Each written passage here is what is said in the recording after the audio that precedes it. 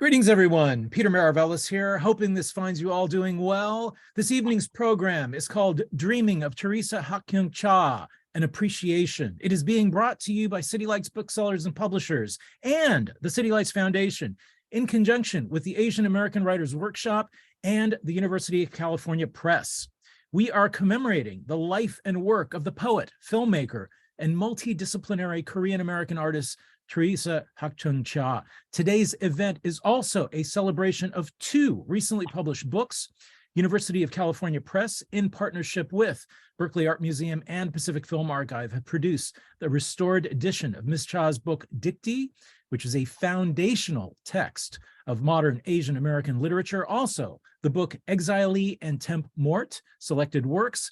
This volume contains work spanning the period between 1976 and 1982, bringing together Ms. Cha's previously uncollected writings and text-based pieces with images. These two remarkable volumes present us with a stunning selection of Ms. Cha's work, offering the reader a full range of the work of a major figure in late 20th century art and literature.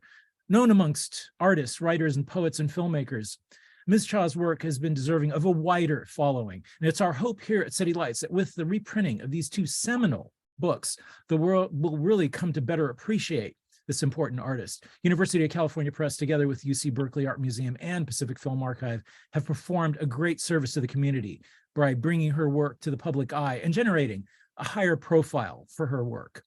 Now, before we begin, as is customary at the beginning of each event, I would like to announce that we are beaming to you from the unceded ancestral grounds of the Ramaytush Ohlone peoples, also known as the San Francisco Bay Area. We would like to take this moment to acknowledge those who have come before us as stewards of the land and give an offering of respect. Moderating this evening's event will be Linda Norton.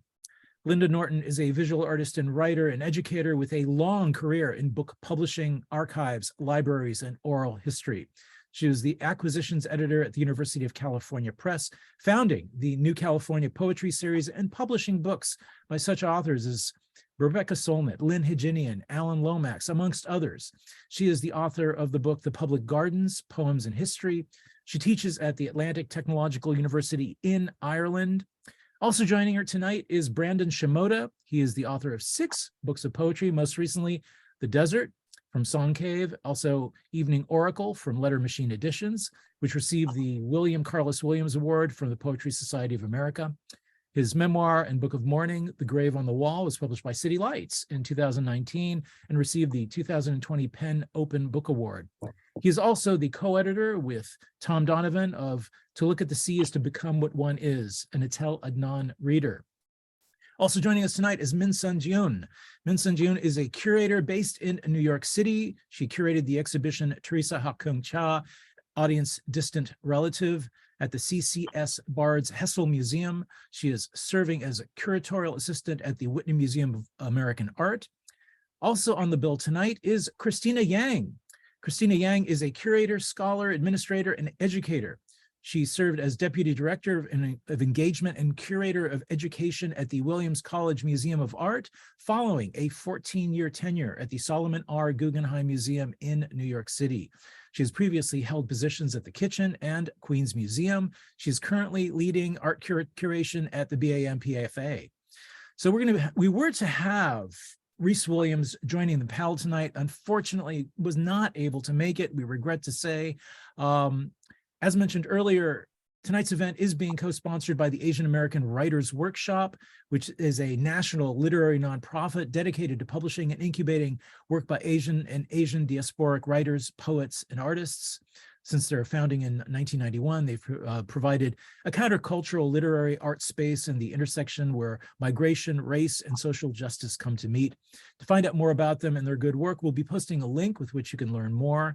So to open the evening, I would like to welcome now our moderator, Linda Norton, to get things started. Welcome, Linda. Thank you, Peter. Thanks, City Lights, Asian American Writers Workshop, and at the press, at University of California Press, Catrice Lassie and Naomi Schneider. I worked there for 15 years, and I appreciate them inviting me as editor emeritus to host this event, to moderate it. And I also want to acknowledge Reese Williams, Larry Rinder, the Cha family, and the late BAMPFA curator, Connie Llewellyn, who was the one who brought the reprint of Dictee to me.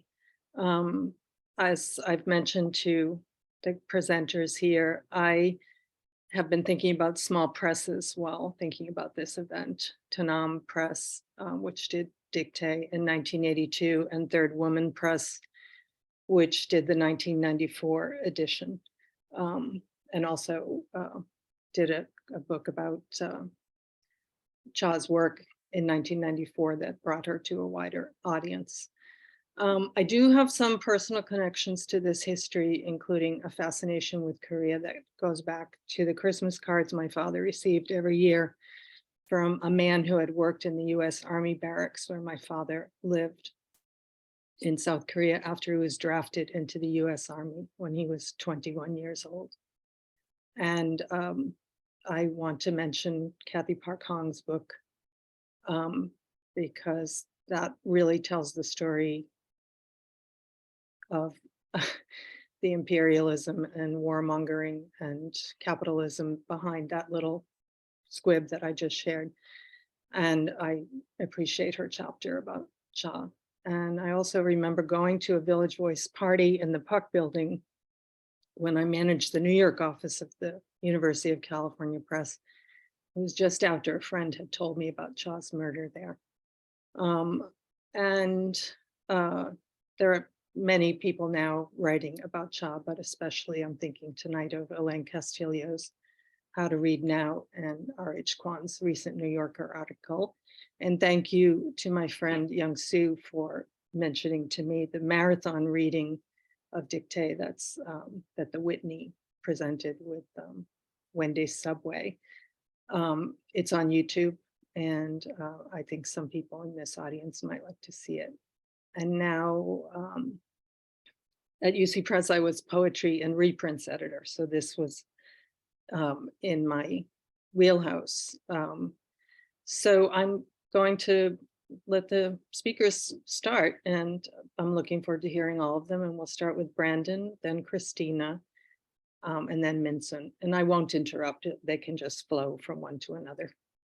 And you can put questions or comments in the chat. Thank you.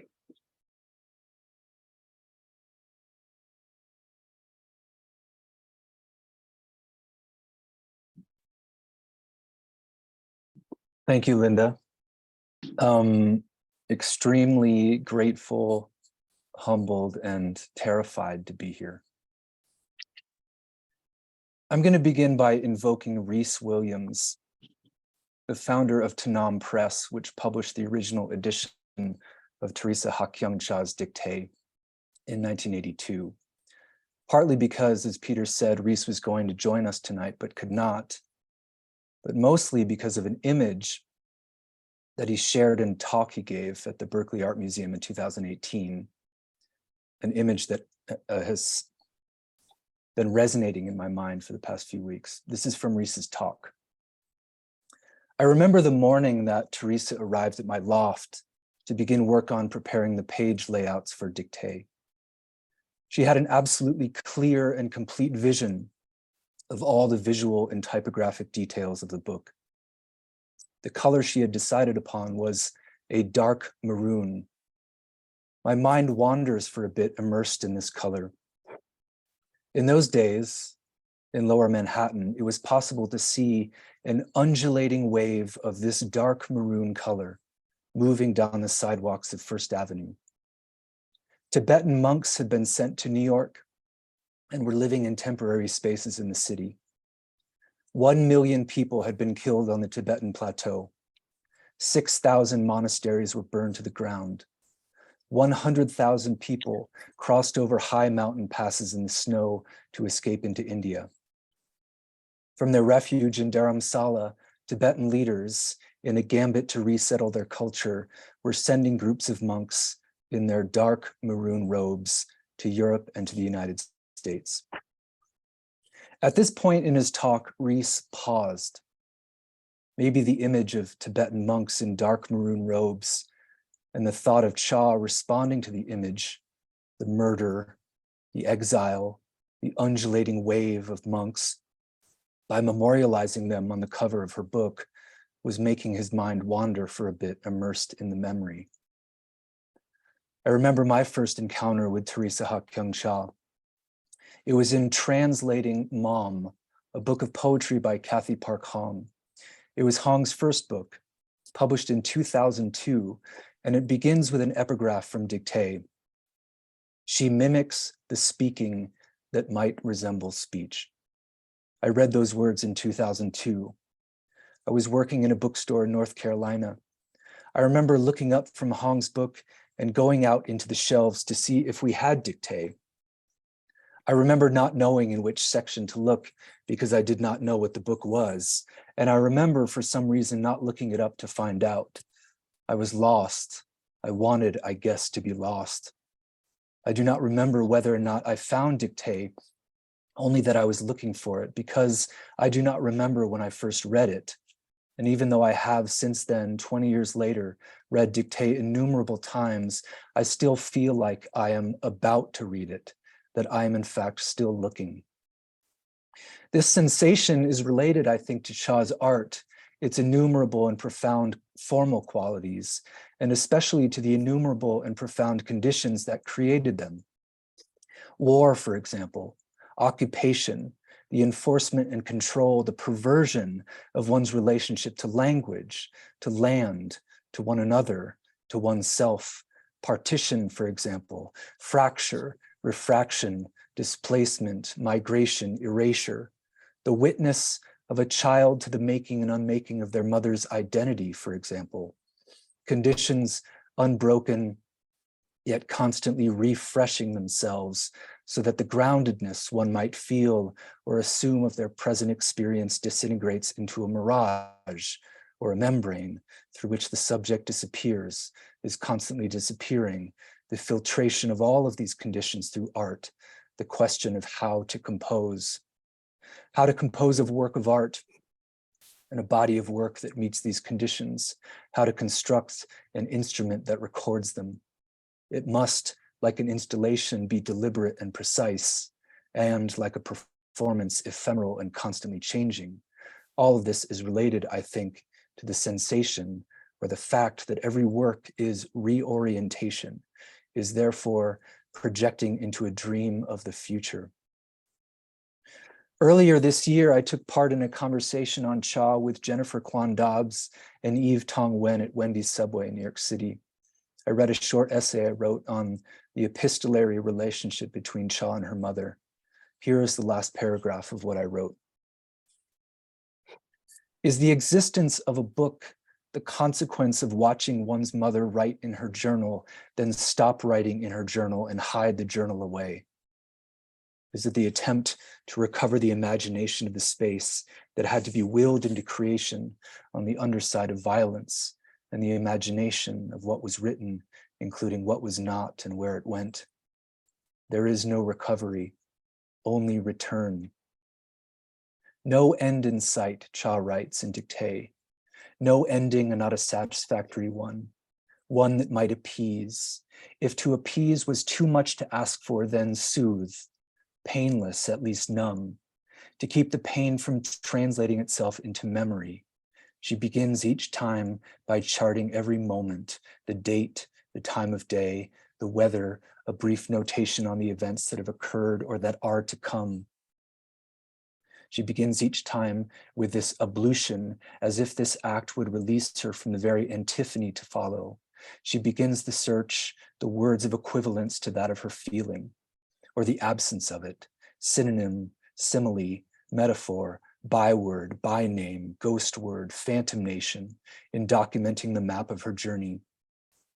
The extended journey, horizontal in form, in concept, from which a portion has been severed without the evidence of a mark even, except that now it was necessary to comply to the preface, extension to journey.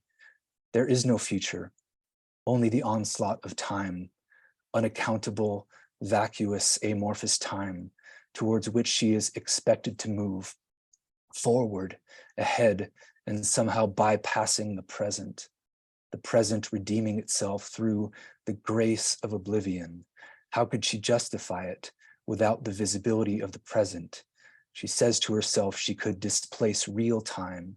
She says to herself she could display it before and become its voyeur. She says to herself that death would never come, could not possibly. She knowing too that there was no displacing death, there was no overcoming without the actual dying. She says to herself, if she were able to write, she could continue to live. Says to herself, if she would write without ceasing. To herself, if by writing she could abolish real time, she would live. If she could display it before her and become its voyeur. Thank you. Thank you, Brandon. That was very beautiful. Thank you so much. If anyone has questions for Brandon, you can pop them into the chat. Christina, we turn to you now. Christina will be sharing her screen, and so will Minson. Thank you, Brandon. Thank you, Linda. Thank you, everyone who's here with us tonight, City Lights Bookstore, UC Press, all of you in the audience. Let me share my screen quickly.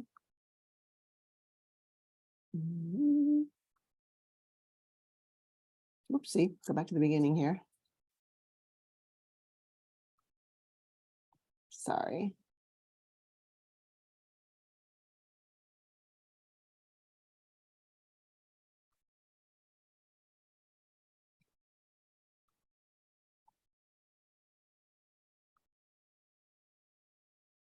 Sorry, you know what? I haven't done a Zoom program for a while now that we're back in real life person. Okay. Oh, someone wants to come in. Okay. Great. Okay, back again. As Linda and Peter introduced, I'm Christina Yang. I'm currently working as an independent curator in New York, but until fairly recently, I was the chief curator at the Berkeley Art Museum, Pacific Film Archive, where I had the extraordinary opportunity to care for and live with the Theresa Cha collection and archive for about a year. Of course, I knew about it and knew about her work for many decades before, but it was really incredible to be in the same building and able to run downstairs to storage and the study center and be able to work with some of the incredible curator and educators there who knew the work so well. So for tonight, I'm going to read a few of Theresa's texts from Dictee and the reissued Exilee and Temps Morts compilation newly published by UC Press as part of their Simpson imprint. I'd like to mention that it's part of this special edition because of the connection of the Simpson family to the Berkeley Art Museum and Pacific Film Archive. And it's incredible to read the words of this community that really championed and supported Theresa's work. The names like Larry Rinder and Connie Llewellyn, the Simpson family, Stephanie Canizzo. I mean, these are all people that are real people and that have done so much to sustain the life of Theresa's work. So I'm incredibly grateful to all of them, and we'll be mentioning some of them in my talk tonight. So in this meandering but intentional narration of the intersections between Cha's life and work and my own, I'd like to probe how Cha speaks to her reader or her viewer. In particular, she speaks to, I'm highlighting the audience of women of color, and even more specifically to women writers living between Asia and its diasporas, the United States coasts between California and New York, and with occasional journeys to France and to other parts of Europe. These places that Theresa occupied also became named in her words and work as a feeling of being an exotic other, of being situated within multiple languages and their loss, and their intersectional histories, and then coming to rest in a practice between visual art, performance, film theory, and cultural studies. So not only did she name multiplicity and hybridity as part of her practice, and did she name that for all of us, but she named the intersections and the in-betweens and then the absences that get lost in between these various threads that make up the life we lead and the work that we make. Temporally speaking, Theresa Cha is 12 years older than I am. She was born in 1951 in Busan, South Korea, and I was born in 1963 in Poughkeepsie, New York. But our immigrant family histories cross over in the 1960s and 70s across China, Korea, and the Bay Area, where we both lived and where we both went to college at UC Berkeley. The 1980s brought us both to New York, where we began to establish ourselves within the contemporary art world. And then we both returned to Berkeley. I'm now saying we, referring to her work as opposed to her herself. But specifically, we returned to the BAMPFA, where the only repository of Cha's work resides, as well as her archive of letters, preparatory works, films, including some early ceramic works, and other objects and ephemera.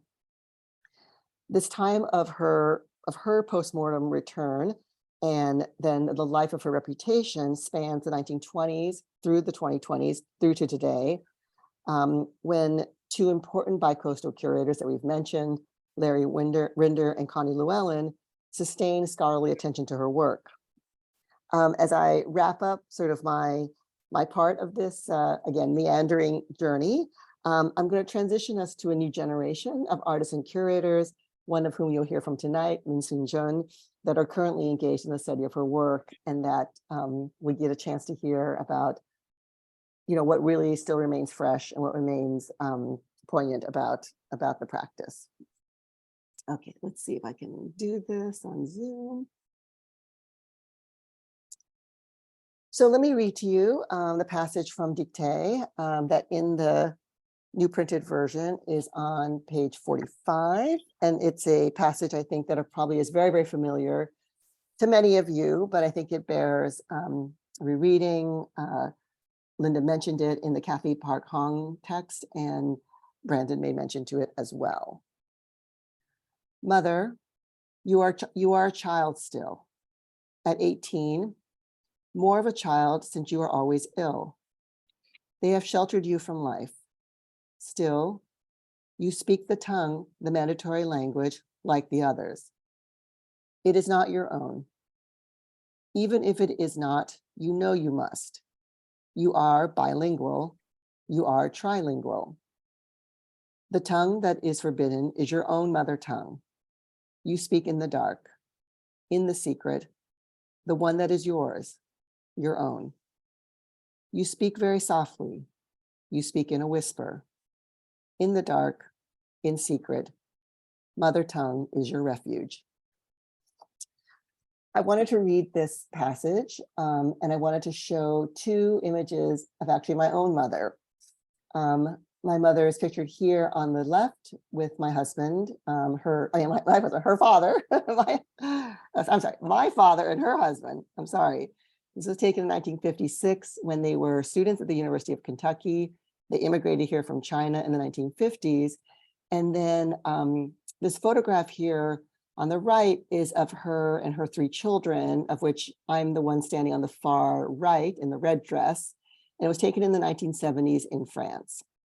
And the reason why I wanted to show this image is because I was looking through these photographs relatively recently in 2019, when I was working at the Guggenheim and working on a public program. And we had a speaker who was also a mother and was not able to travel with her children to the program. And this was a family vacation they had planned, but her passport was actually not an American passport. And this was during the Trump administration at a time when mothers and fathers were being separated from their children.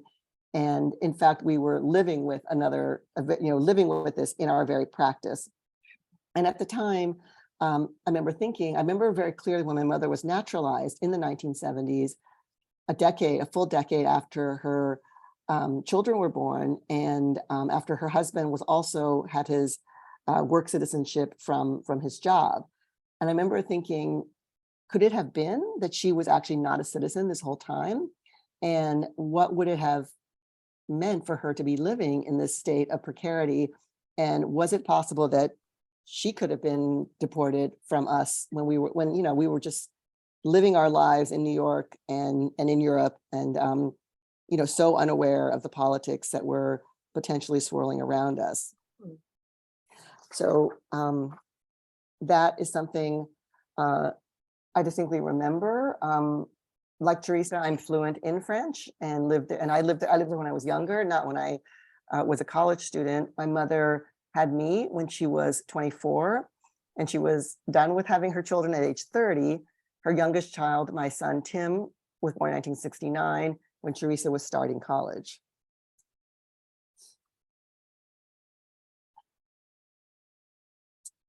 I want to read another poem now from Exilee.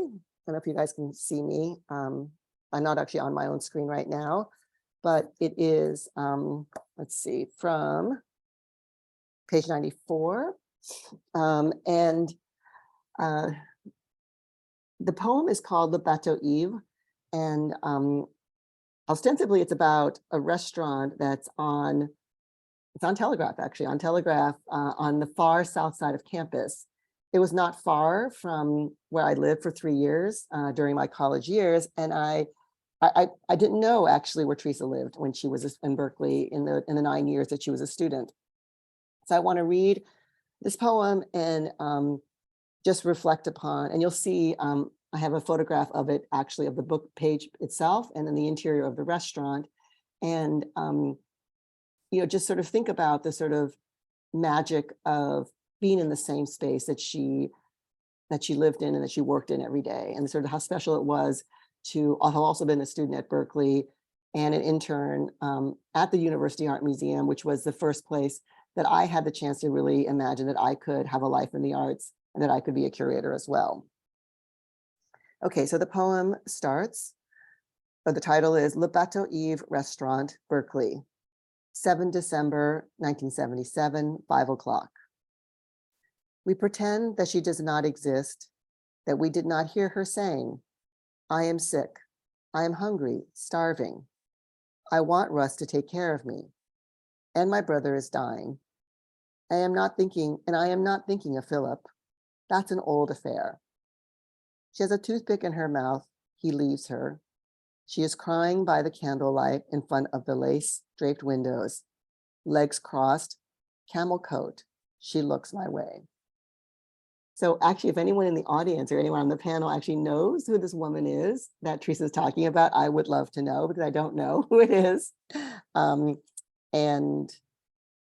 there's so much mystery involved, and yet, as someone who went to this restaurant and who walked by it every day, it struck me as, an evocation of place that so many of us, I think, from the Bay Area recognize, and that Theresa brings us to. I have many memories of living in Berkeley as a college student, and my colleague Stephanie Knitzel, who is here with us tonight, also speaks about knowing where Theresa took many of her mimeograph works to have them copied, that she would take them to the Krishna coffee shop, which is the same place that we still now get our labels made, and that exists on University Avenue. As many of you probably know, Theresa Cha pursued 4 different degrees when she was at Berkeley. She started actually at San Francisco State and then transferred to Berkeley her second year in college, but she finished a Bachelor's of Art in Comp Lit in 1973, and then a Bachelor's of Art in 1975, and then pursued 2 master's degrees, one an MA in 1977, then an MFA in 1978. We know that Theresa worked for 3 years as an usher at the Pacific Film Archive, that she worked with Bernard Augst, and that she was profoundly influenced by French structuralist filmmaking and French critical thinking and theory. And so, she translated this all into her own experience, but there was something certainly magical about the space of this very, very unique museum and art film archive that, as another student who sought solace there and sought inspiration, it was no wonder that it was also very special to Theresa.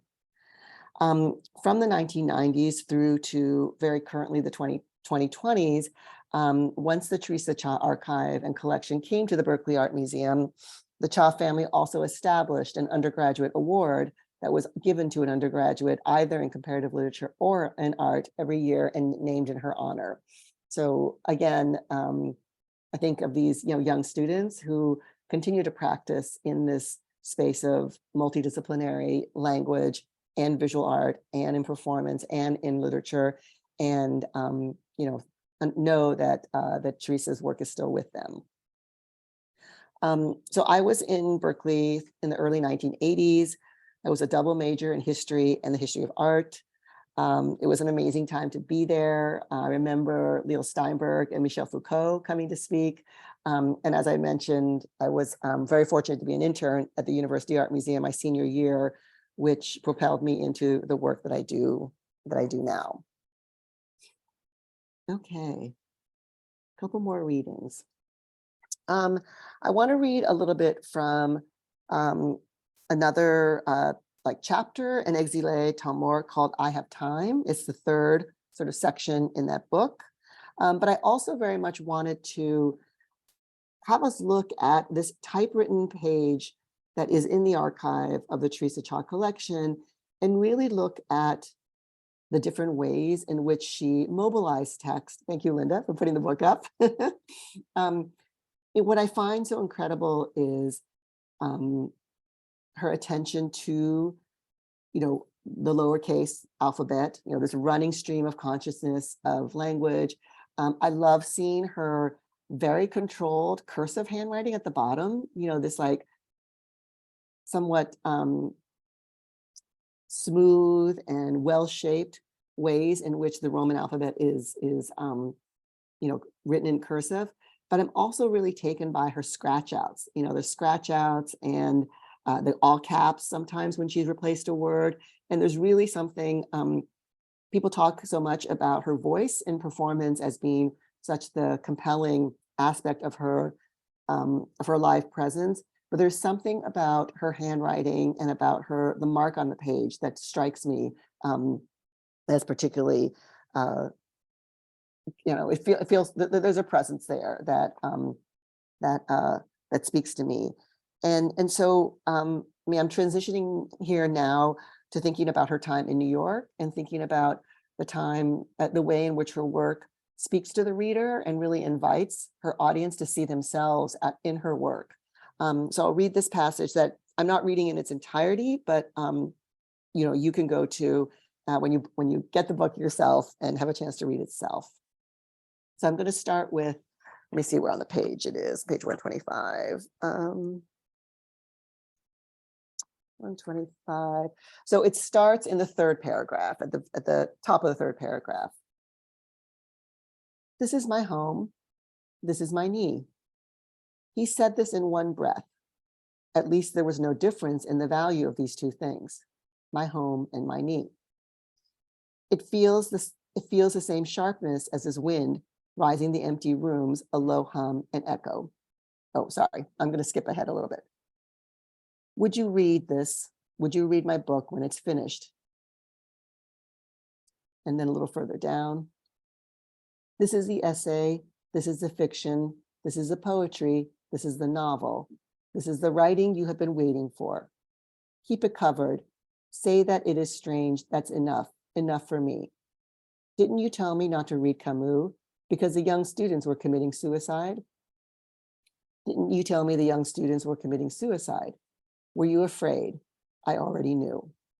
It's possible actually that there's my typos in what I've written here in the PowerPoint, but it's also possible that I was copying directly from the text itself. And that's sort of the magic of Theresa's writing, is that the repetition and the ellipses and the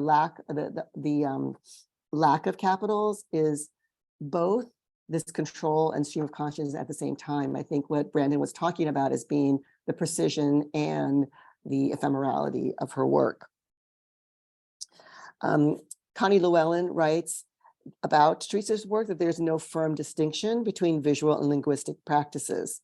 And so I innately think of Connie when I think about Theresa Cha because of her incredible retrospective exhibition, The Dream of the Audience, that really put together in a very similar to Theresa's style. You know, Connie was a very clear thinking curator, very rational, but she worked with the most progressive artists you can ever think of, you know, artists working in performance, artists working in conceptual art, artists in the Bay Area. Okay, I think I'm going to read one more text. And this is from Surplus Novel, and just bring our attention to these beautiful, fragile objects that Theresa Cha made, but also to her identity as an Asian woman. Let me see. I'm going to read this one actually from. This is a spread actually from the Dream of the Audience catalog, which I like actually better, I will say, than the what you see in Exilee and Temps Morts, because you can actually see the two side by side dishes that she created for her brother and her sister, for Bernadette and for James. And it shows both poems right next to each other. So let me read just the first text. They calling me, they calling after me. Hey Yoko Ono, Yoko Ono, Yoko Ono. I ain't your, I ain't no, I ain't your Yoko Ono. I just want to be the wife of the shoeshine man. Come dawn, come dusk, shine, shoeshine, shine. They all say, please, please, take care of yourself, baby. You are all you got. I know, don't I know? I just want to be the wife of the shoeshine man. So I'm going to end here, but mention that mention that I moved to New York in 1989, but spent time in 1986, 87, 88 in New York. And then I was working actually at the Whitney Museum in the 1990s as a publicist, and wrote the press release for Larry Rinder's 1993 show, which Min Soon Jeon included and excavated for her show at Bard's Hessel Museum. The Cha Collection Archive was given to the BAMPFA. It was finalized and approved in 1993. And when I arrived in November of 2021 as a chief curator, there were 2 pending loan requests that came in from the Whitney Museum to include a collection of Cha's work in the Whitney Biennial. And then there was a loan request from the Hessel Museum for Min Soon Jeon's show. So I was very fortunate, again, to work with my colleagues, John Alexander in the collections department, Stephanie Canizzo, and with our registrar, Laura Graziano, to approve and facilitate those loans and really think about the balance of work that was going to be shown in New York in 2 major presentations. The independent curator, Jacob Krasinski, and the experimental dance artist, Jimmy Roberts, also came to visit Berkeley in the summer and spring of 2022. And they are also working on a new project that will probably come to life in 2024 at the Participant Gallery. So I'm going to close with reading a short reflection that was written by a young curator named Indira Abiscaron that just came out in the Evergreen Review, that was a similar personal narration of her experience of the Whitney Biennial, and Theresa Cha's section. It was sort of like a mini exhibition within a much larger exhibition, and it's called Missing a Mother Tongue. She concludes her review by saying, I spend more time with Cha than any other artist that afternoon. I forgive myself and plan to come back here before the exhibition closes. Unclench your jaw. It's less easy to forgive myself for projecting so much on Cha, whose absence has enabled her audience to demand so much, too much. Thank you.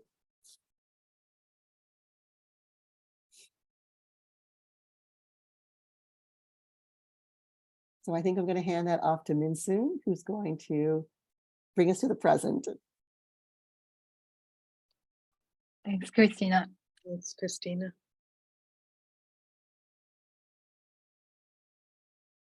First of all, thanks so much for having me tonight. It feels always like a privilege to be able to talk about Cha's work. And I want to express my deepest gratitude to Rhys Williams, Jeon Cha, Stephanie Canicho, and Christina Yang, among many others, for their trust in my research and for their generosity.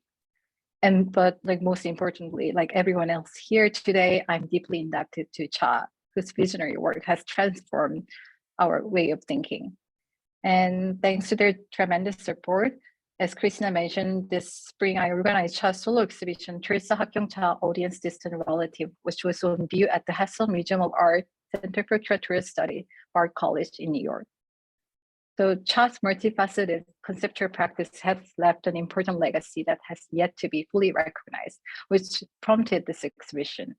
Cha has often been recognized either as a writer or filmmaker.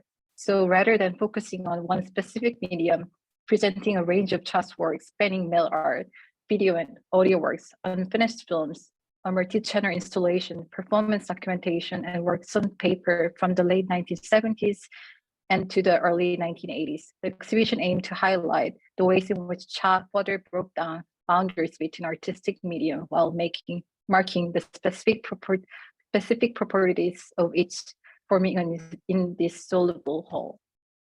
While Cha's work draws heavily on her own recollection and grapples with the notion of identity, it cannot be essentialized into filling any single frame, such as race, ethnicity, nationality, or gender.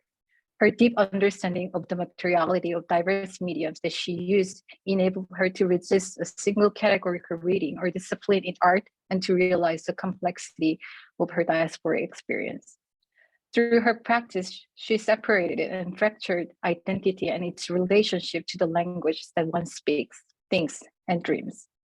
It was related to the question I've had for a long time. Why is an artist like Cha, who sit within the specific coordinates of identity, often reduced and essentialized? Why are cultural specificities highlighted more than universal questions she's asking in her work?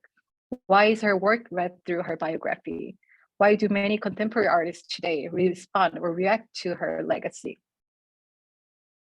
Title of my show, Audience Distant Relative, which was drawn from Cha's 1977 mail art piece, with my curatorial gesture to these questions. So this was the installation shot. So when the audience first walked into the space, they encountered this mail art piece, an audio piece with the same title. While most mail art is sent to a very specific recipient, usually for artistic exchange among the community, this piece is addressed to an anonymous audience whom Cha would never meet. Not only do the properties of mail signify the spatial distance between Cha and her audience, but they also mark the temporal distance. Through the letter and its accompanying audio piece, in which Cha's voice quietly narrates the text with echoes, the audience encounters an intimate message caught in between time and space, which create intimacy between visitor and Cha. The work reflects the artist's exploration of the possibility and the limits of communication between sender and the receiver, as well as the subject and object. The fluidity of the relationship between artist's work and the audience is a defining motive in Cha's practice, and I wanted visitors to be ready to form their own relationship with Cha's work. In her MFA thesis Path from 1978, Cha highlighted the critical role of the viewer as a receptor and the activator of her work. Cha wrote, and I quote, "The viewer holds the position as a complement, an avenue, through multiple interpretations, gives multiple dimensions to the work.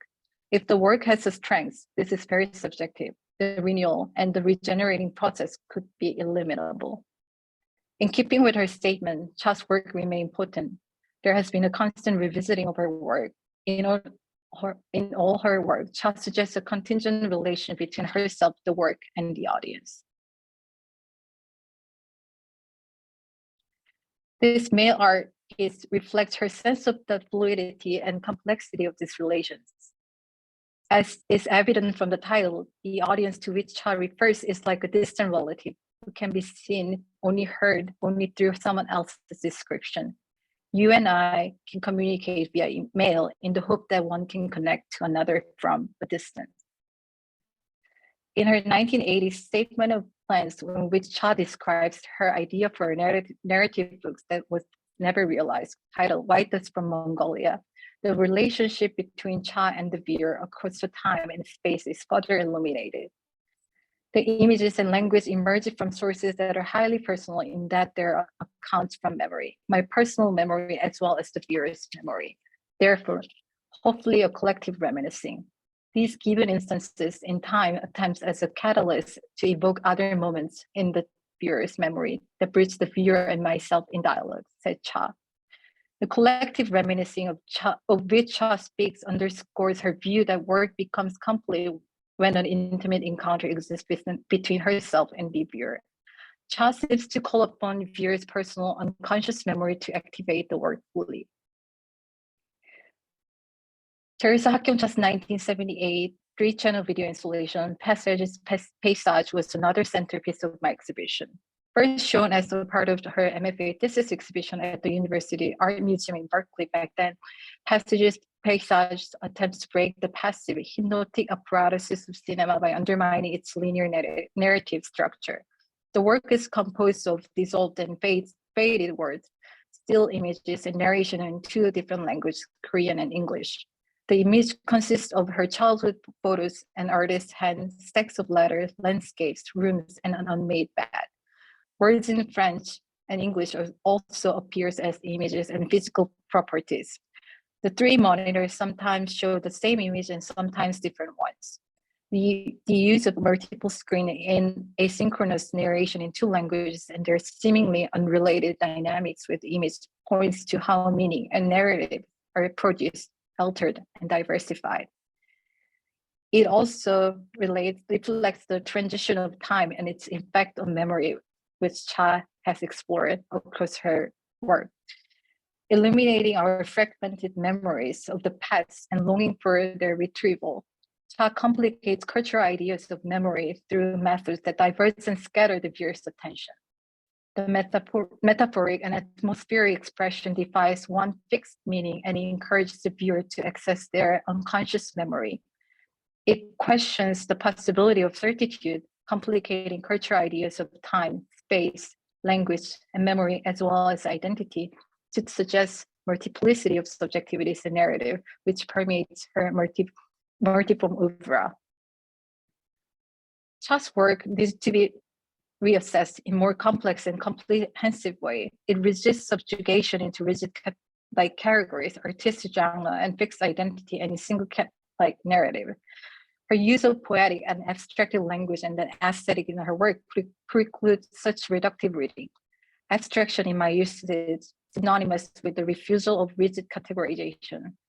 Cultural specificities are intertwined with the universal question, including but not limited to language, communication, memory, resulting in the impossibility of confining work within one narrative or truth.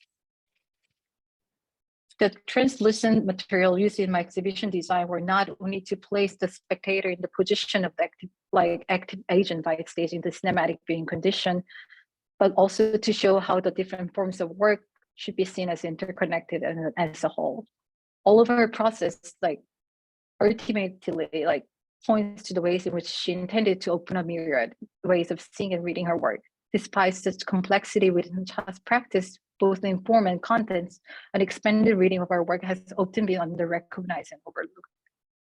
Since her tragic death in 1982, there have been a number of attempts to understand and read her practice. The focus of these reviews and discursive ground that they generated by critics, scholars, creators vary based on the social, political, and historical perspectives of the authors. This tendency often leaves out Cha's intention, preventing viewers from fully engaging with her work in multivalent ways. Thus, her attempt to evoke the viewer's unconscious association can hardly be fulfilled under these circumstances. It is interesting to think about the primacy of intention against her plurality of interpretation to me. In the 1970s, her work was mostly discussed in terms of former experimentation in the context of Bay Area avant-garde art scene, and feminist theory was the dominant frame for reading her work in the 1980s. Since the early 1990s, Cha's identity as a Korean American has been highlighted in reading her work, which dismisses the tension Cha emphasized between the particular and the universal, and between personal and collective. In this regard, her employment of nuanced and complex interplay of form and contents has often been set aside. And sometimes these qualities in her literary works are considered properties of minority literature. The dominant paradigms of each era have led to a partial understanding of Cha's work. The central thrust of the exhibition was to problematize the limit of single paradigm in understanding her work. There are a few more slides which can give you a feel of larger exhibition.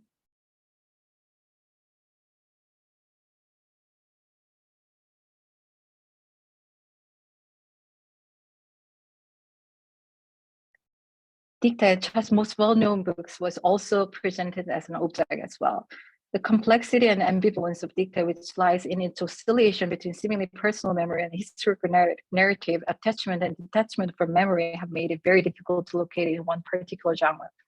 Through the story of martyrs and Cha's mother, alongside a montage of her family photographs, a map, diagram, photocopies of handwritten notes and letters, and the grainy photos, the work draws out the artist's own memories and yet anonymizes them at the same time. The former experimentation with language and the convergence of diverse cultural influence in Dictee given rise to multiple interpretations over time. When it was first published, the book was only recognized and read by a small group of avant-garde artists and feminist writers and faded into oblivion until the late 1980s. Afterward, the popularization of multiculturalism led to reassessment of Cha's Dictee, which culminated in the narrowing of her practice's Koreanness, overshadowing the other quality in her work. At the beginning of 1990s, Dictee received attention from scholars in Asian American studies. The book was ignored for a decade after its publication by Asian American critics and readers, mainly because it was too experimental and could not be placed in pre-existing Asian American literary canon at the time. It seemed that some scholars focused on the part that Dictee that they considered her autobiographical and historical narrative, particularly within concerns of cultural nationalism, at the expense of the non-narrative parts of the book, such as Erato.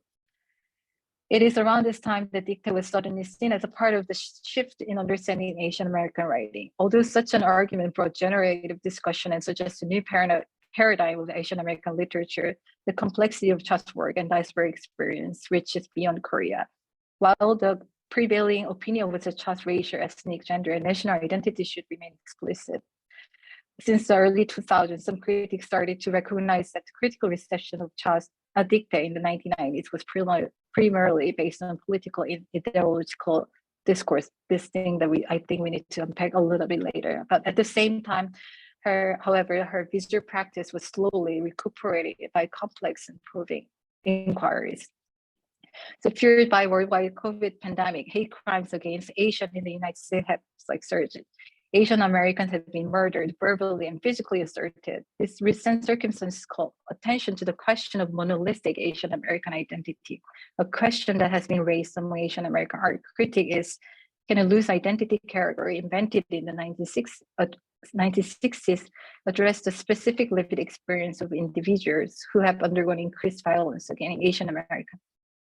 Trapping Cha's work into category of Asian American arts is the same kind of essentialization that Cha resisted and should be seriously contested, in my opinion.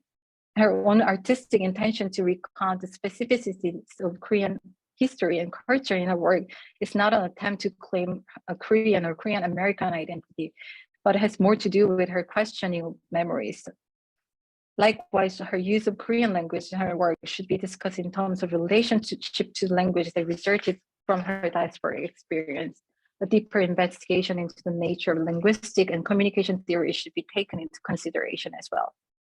Within this context, her biography and her tragic death continue to be emphasized. For instance, in January this year, the New York Times published the article as a series of obituary that re-examined remarkable people whose deaths went unreported in the Times. Although the article attempted to illustrate how Cha was engaged in diverse medium and to provide a description of several works, it primarily highlighted her biography and the literary work Dictee only. In this article, one of the captions stated that, and I quote, "In addition to the writing, she dabbled in performance art," which understates Cha's serious involvement with performance art as well. In 2020, as Christina mentioned, in New York City, there has been a lot of program and exhibition that focus on Cha's work have been presented, including 2022 Whitney Biennial and my exhibition as well. During this resurgence of interest in Cha, it is critical to recognize the complexity of her work. The rich, complex layers of meaning in her work cannot be reduced to one theoretical or social discourse or to her identity. Instead of pigeonholing Cha, it is imperative that we recognize how the strengths of her body of works and the force of resisting categorization itself has created a set of coordinates, or in other words, new positionality. It will grow and expand over time.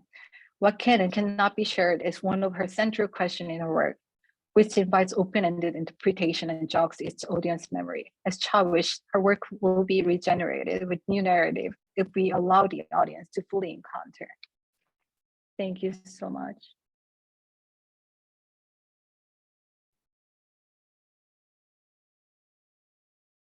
Peter, can you make me co-host now? Thank you. Thank you. That was very thought-provoking, and I could see Brandon was also scribbling while you were speaking. So instead of me asking you questions, I'll ask Brandon to speak next in conversation with the two of you.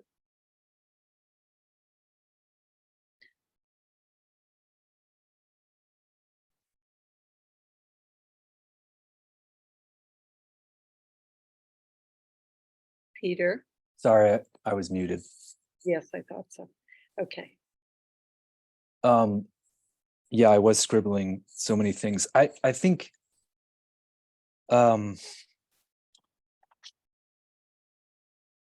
regenerative and work that is regenerating is something now that is one of the many things that I scribbled down. If the work has the strength, the renewal and regenerating processes could be illimitable. I think that was one of the first of Cha's quotes that you read. Yes. I don't really have a question, but I think one of the things that has compelled me the most, and also that I've like set against my own feeble attempts to be a poet, writer, artist, etc., is this idea of producing work that has the capacity to regenerate. And maybe thinking about your curatorial work and spending so much time putting that work together in relation to itself, like what is your sense of how that regenerative quality works? Like how is that something that was able to be like created into the work, if that makes sense? I don't know if I understand your question like correctly, but like Yeah. no, it's my fault. But well, because you mentioned the regenerative quality twice. Yes. And it's like how does that work? How is that made Because possible? like I mean, like when I was like thinking about this exhibition at the beginning, like I didn't want to frame her work I didn't want to guide audience into very specific frame. So my input was like, let her work like be regenerated by this each encounter with the audience. So that was like my very important, like the most important like aspect when I was thinking about creating this exhibition. So her voice should be at the center for me, and then it will be regenerated when there is a very intimate encounter between her work and audience and herself itself. So this, for instance, the soundscape was very important also in the space, because I want like audience to feel really close to her work. And then as she said, it's like also there should be like through multiple interpretations that will be that was generated by the very diverse encounter based on audience lived experience or their own like knowledge about Cha. There was a very degree of understanding of her work, and it was a very different story that was like really made through this exhibition, which I believe that happened. So I just wanted to open a possibility of this multiple regenerations through this exhibition. I don't know if that makes sense. Yes. I have a question for all three of you, or anyone who wants to engage. Maybe no one will, but I was talking about Dictee with two friends who've been teaching it at UC Davis, and shamanism and the Catholicism and her high school education in San Francisco came up. And I haven't heard too many people speak about that. The whole martyrology aspect, the liturgical aspect. Yeah, so I'm just wondering if anyone has either biographical or artistic comments on that. Again, we don't have discussion of that. I didn't know that she had gone to the Sacred Heart School in San Francisco until Saturday night when I heard it. I have another question because I see a bunch of poets here, some friends of mine. As I said, I wasn't the art history editor, I was the poetry editor. And I think I really published it as such in a way. And I know the influence on some of the poets here has been great. So if anybody wants to talk about that. Let's see. Who is muted and wants to speak? I don't understand. Christina? Oh, great. Thank you. Sorry. Yeah, there you go. So I'm actually still thinking about Brandon's question a little bit Mm. about, how I'm actually, well, when you asked the question, I actually thought of Theresa's, I'm going to say her poetry, but it's actual more her visual poetry. And it seems to me that like when she, she's so intentional about the form that her invitation to a reader comes to you. If it's coming to you as a letter, it's already engaging, it's already engaging its own kind of discourse, and it's already like life is built into it, in this way. And then because of her formality, the formality that she thinks of language, so because there's so many empty spaces between her words, and emptiness is when the reader or the viewer fills that space. And so I feel like it's because she thinks of language as a visual object, and she thinks of poetry as a conversation that the reader and the audience is always there, and so therefore it continues to live. And so and I think that's just like a very formal reading of her strategy. And so I would love to hear more about your own work, and about and are you in what way you're thinking about a kind of regenerative practice through language and visuality. And I guess thinking about Linda's question about her interest in your question would have to do with female martyrs, but I feel like her interest, especially in Dictee with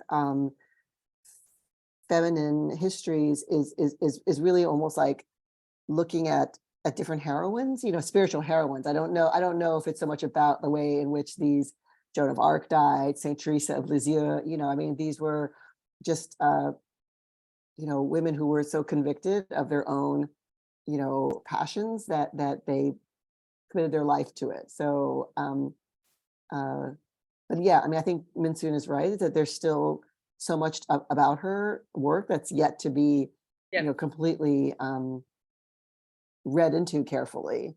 Yes. And I don't know if we have so many people in the audience that have likely studied her work and are practitioners themselves that I would be happy to hear from them. So, what some of their comments might be. I don't know if we're. I'll read a comment that just came up. Okay, great. Sophie Terazawa. Yes, and please unmute your. I think you can. I'm not sure. But I'll read this comment because I think it's very interesting. I wonder if we are moving around a question of how Cha's work lives next to spirit work and ongoing ritual.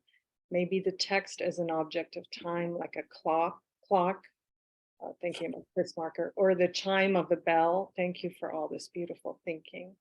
And then Michael Stone Richard says, yes, Cha draws upon ideas of potency and martyrs, all the women. Yes, Christina, you are addressing that in Dictee, or martyrs in some sense. So yeah, Minsun, when you were talking, I was thinking, okay, what is the next, the regeneration, the next level of interpretation? And I'm thinking, Christina, not just of those individual women in the text, but also just the liturgical language. And I have nothing to say about it except questions, really. We're getting up to about the time. Let's see. Definitely regeneration as someone who can regrow what hegemony cuts off, amputates, silences. Yeah. Anyone else want to say anything or ask anything? We have these beautiful books for sale at City Lights. I see that Elaine Kim is here or was here, and just want to appreciate her scholarship too. I think that's everything. Thank you so much, Christina, Minsun, Brandon, City Lights, and Juliet Lee and Asian American Writers Workshop.